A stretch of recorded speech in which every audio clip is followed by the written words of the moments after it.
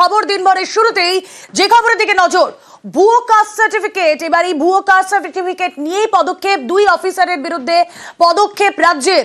তদন্ত শুরু করলো অনগ্রসর শ্রেণী কল্যাণ দপ্তর।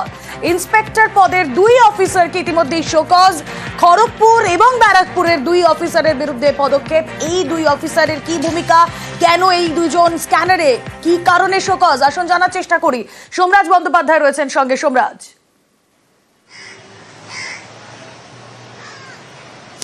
দেখো, শুধুমাত্র এই দুজন নয়, আরো কয়েকজন অফিসার স্ক্যানারে রয়েছে বলেই নবান্ন সূত্রে জানা যাচ্ছে। তবে প্রাথমিকভাবে এই দুজন অফিসারের সরাসরি যুক্ত থাকার প্রমাণ পাওয়ার দরুনই এই দুজন অফিসারকে শোকজ এবং ইতিমধ্যেই তাদের বিরুদ্ধে বিভাগীয় তদন্ত শুরু করেছে অনগ্রসর শ্রেণী কল্যাণ দপ্তর। যেটা নবান্ন সূত্রে জানা যাচ্ছে যে এই দুই অফিসারের বিরুদ্ধে ভুয়ো কাস্ট সার্টিফিকেট ইস্যু করার অভিযোগ উঠেছে। মূলত ইন্সপেক্টর র্যাঙ্কের এই অফিসার, যারা ব্যাকওয়ার্ড ক্লাস ডিপার্টমেন্টের অধীনেই কাজ করছিলেন খড়গপুর ও ব্যারাকপুরে, এই দুই অফিসার আপাতত তাদের দুজনকে ছুটি দেওয়া হয়েছে বলেই সূত্র মারফত জানা যাচ্ছে। তুমি জানো যে সম্প্রতি লাগাতার বিভিন্ন ক্ষেত্রে ভুয়ো কাস্ট সার্টিফিকেট ব্যবহারের অভিযোগ উঠেছে এবং ভুয়ো কাস্ট সার্টিফিকেট ব্যবহার করে কোথাও চাকরির অভিযোগ উঠছে, আবার কোথাও পড়াশোনার অভিযোগ উঠছে। তো সামগ্রিকভাবে বেশ কিছু ভুয়ো সার্টিফিকেটের অস্তিত্ব পেয়েছে অনগ্রসর শ্রেণী কল্যাণ দপ্তর। নবান্নের তরফে তৎপরতা শুরু হয় এবং তারপরেই গোটা বিষয়টি নিয়ে অনগ্রসর শ্রেণী কল্যাণ দপ্তর গত কয়েক মাস ধরেই তদন্ত শুরু করেছে এবং তারপরে কয়েকজন অফিসারের যুক্ত থাকার প্রমাণ পেয়েছে এবং প্রাথমিকভাবে তদন্তের সাপেক্ষে দুজন অফিসারকে ইতিমধ্যেই শোকজ এবং তাদের বিরুদ্ধে বিভাগীয় তদন্তও শুরু হয়েছে বলেই সূত্র মারফত জানা যাচ্ছে। বেশ, সোমরাজ, তুমি আমাদের সঙ্গে থাকো এবং নিউজ 18 বাংলার খবরের জের আপনাদের জানিয়ে রাখি, ভুয়ো কাস্ট সার্টিফিকেটে পিএইচডি, ভুয়ো কাস্ট সার্টিফিকেট নিয়ে বিশ্ববিদ্যালয়ের অভিযোগ। আর বিশ্ববিদ্যালয়ের এই অভিযোগ নিয়ে তৎপর অনগ্রসর শ্রেণী কল্যাণ দপ্তর। এসডিওদের থেকে রিপোর্ট তলব করা হয়েছে ইতিমধ্যেই। নিউজ 18 বাংলার খবরের জের, ভুয়ো কাস্ট সার্টিফিকেটে পিএইচডি আর ভুয়ো সার্টিফিকেট নিয়ে বিশ্ববিদ্যালয়ের অভিযোগ, আর অভিযোগ নিয়ে তৎপর অনগ্রসর শ্রেণী কল্যাণ দপ্তর। এসডিওদের থেকে ইতিমধ্যে রিপোর্ট তলব করা হয়েছে। সোমরাজ, আরো বিস্তারিত জানাতে পারবেন। সোমরাজ,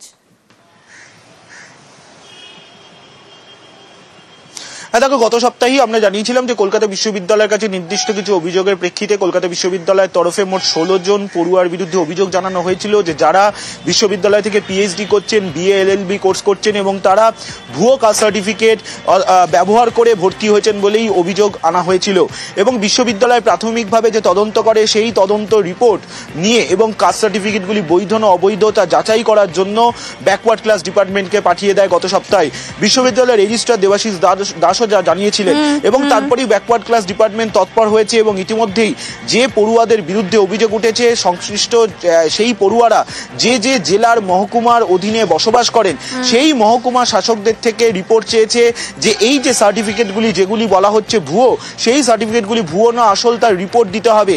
অনেক ক্ষেত্রেই দেখা যায় যে এসডিওরা এই রিপোর্ট দিতে দেরি করেন, সেক্ষেত্রে এসডিওদের বলা হয়েছে সময় নষ্ট না করে দ্রুত রিপোর্ট যাতে দেওয়া হয়। তার কারণ এই যে অভিযোগ উঠেছে সেই অভিযোগ গুরুতর। পিএইচডি, বিএলএলএম মতো কোর্স ভুয়ো কাস্ট সার্টিফিকেট নিয়ে করার অভিযোগ উঠছে এবং এই তৎপরতার পরে বিশ্ববিদ্যালয়ের রেজিস্ট্রার জানাচ্ছেন যে তাদের নিয়মে রয়েছে যে এই ধরনের যদি ভুয়ো কাস্ট সার্টিফিকেট নিয়ে পড়ার অভিযোগ থাকে এবং তা যদি সত্যি বলে প্রমাণিত হয় তাহলে সেই পড়ুয়া। কলকাতা বিশ্ববিদ্যালয়ের রেজিস্ট্রার দেবাশিস দাস ঠিক কি জানাচ্ছেন আসুন গ্রাফিক্যালি আপনাদের সামনে সেই ইনফরমেশন রাখি। কলকাতা বিশ্ববিদ্যালয়ের রেজিস্ট্রার তিনি বলছেন ভর্তিকে কেন্দ্র করে কোনো ম্যাল প্র্যাকটিস বা দুর্নীতির অভিযোগ যাতে না ওঠে তার জন্য আমাদের কাছে অভিযোগ আসা মাত্রই আমরা ব্যাকওয়ার্ড ক্লাস ডিপার্টমেন্টকে পাঠিয়ে দিয়েছি। আমাদের নিয়মেই বলা রয়েছে যদি কাস্ট সার্টিফিকেট নিয়ে কোনো ম্যাল প্র্যাকটিস হয় তাহলে তার ভর্তি বাতিল হয়ে যায়। আমরা উত্তরের অপেক্ষা করছি। ব্যাকওয়ার্ড ক্লাস ডিপার্টমেন্ট পদক্ষেপ করেছে, আশা করছি খুব তাড়াতাড়ি আমরা উত্তর পেয়ে যাব।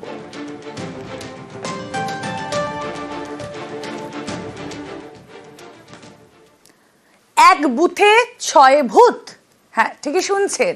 তালডাংরায় ভুয়ো ভোটারের হদিশ, তৃণমূলের স্ক্রুটিনিতে গরমিলের হদিশ আর তালিকায় 2 মহিলার স্বামী এক ব্যক্তি। তালিকায় থাকলেও অস্তিত্ব নেই ভোটারের।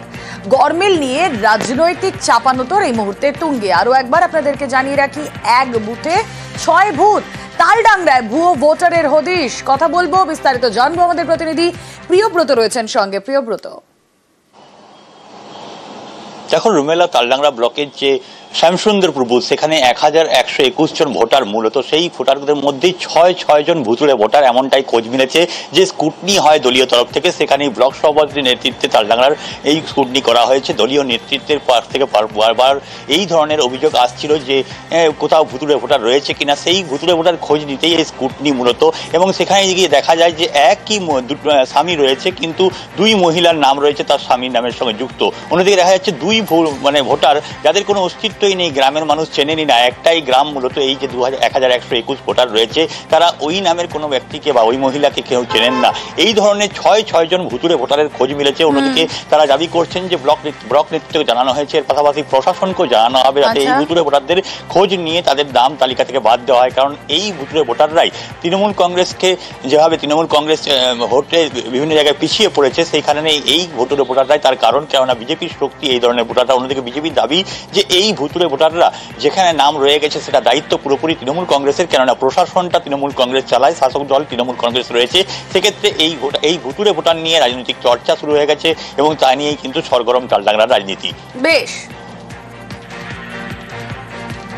আপনারা জানেন ওই চুরি হত্যাকার্য বা না? আমরা না, এখানে কোনো ভোটার নেই। এখানে মন্ডল, একজন প্রামাণিক আছে, বাগালি আছে, আর কোটার আছে।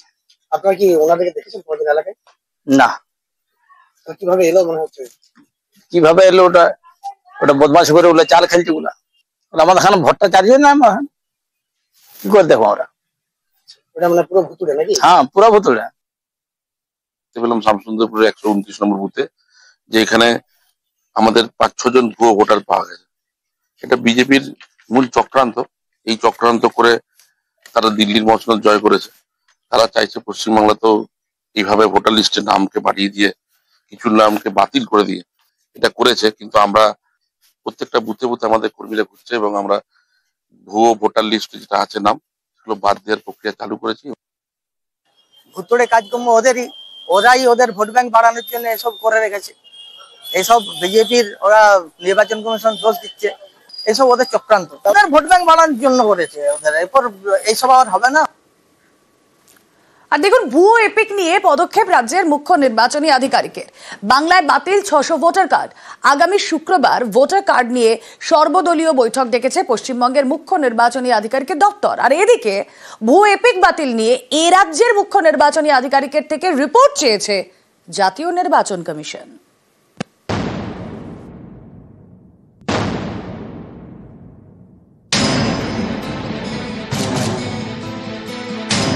একই এপিক নম্বরে একাধিক ভোটার, বাংলার ভোটার তালিকায় ভিন রাজ্যের ভোটার, এই নিয়ে জোর শোরগোল। অভিযোগ পেয়ে আসরে নামে নির্বাচন কমিশন। কাজ শুরু করে রাজ্যের মুখ্য নির্বাচনী আধিকারিকের দপ্তর। তারা পশ্চিমবঙ্গে 600 ভোটার কার্ড বাতিল করেছে। এইসব এপিক নম্বরে ভিন রাজ্যের ভোটারদের নাম ছিল। পশ্চিমবঙ্গের এপিক নম্বরের সঙ্গে ডুপ্লিকেট এপিক সবচেয়ে বেশি ছিল হরিয়ানায়, দ্বিতীয় স্থানে গুজরাট, তৃতীয় স্থানে অসম। এই রাজ্যগুলিতেও এপিক বাতিলের কাজ শুরু হয়েছে।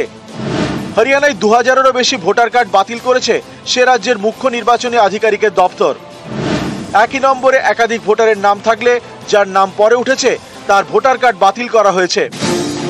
এপিক বিতর্ক প্রকাশ্যে আসতেই তোলপাড় শুরু হয়। রাজনৈতিক দলগুলি কোমর বেঁধে ময়দানে নেমেছে। একে অপরের বিরুদ্ধে তারা কারচুপির অভিযোগে সরব। এই পরিস্থিতিতে সর্বদল বৈঠক ডেকেছে পশ্চিমবঙ্গের মুখ্য নির্বাচনী আধিকারিকের দপ্তর। ভুয়ো এপিক নিয়ে রাজনৈতিক দলগুলির বক্তব্য জানতে চায় কমিশন। আগামী শুক্রবার রাজ্যের মুখ্য নির্বাচনী আধিকারিকের দপ্তরে হবে বৈঠক। ডুপ্লিকেট এপিক নম্বর নিয়ে একদিকে যখন বিভিন্ন রাজনৈতিক দলগুলির মতামত জানতে চায় রাজ্যের মুখ্য নির্বাচনী আধিকারিকের দপ্তর, তেমনি জাতীয় নির্বাচন কমিশন রাজ্যের মুখ্য নির্বাচনী আধিকারিকের দপ্তর থেকে রিপোর্ট চায় যে এখনো পর্যন্ত এই ডুপ্লিকেট এপিক নম্বর নিয়ে কি কি পদক্ষেপ করেছে রাজ্যের মুখ্য নির্বাচনী আধিকারিকের দপ্তর।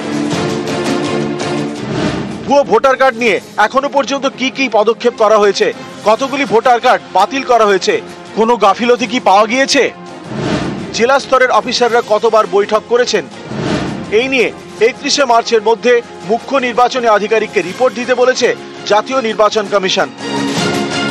সোমরাজ বন্দ্যোপাধ্যায়, নিউজ 18 বাংলা।